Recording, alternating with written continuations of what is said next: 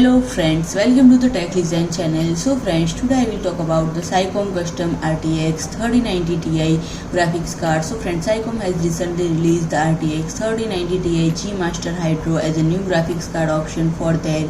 pre-built system, and friend it will be comes with Asetek and Noctua liquid cooling, and friend it features a triple fan onboard air cooler in addition to an external Asetek Hybrid GFX 240mm AIO with Noctua NF-A12x25 ULN fans, and friend the card also features RGB lighting and achieves a temperature reduction of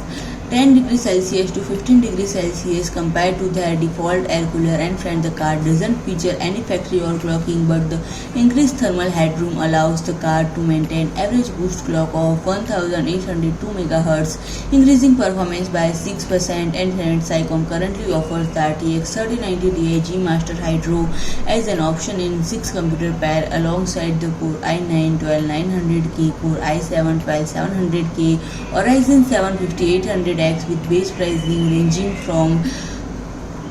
$4,320 to $5,150. So friend, if you like my video, please do like, share and comment, and don't forget to subscribe my channel and press the bell icon.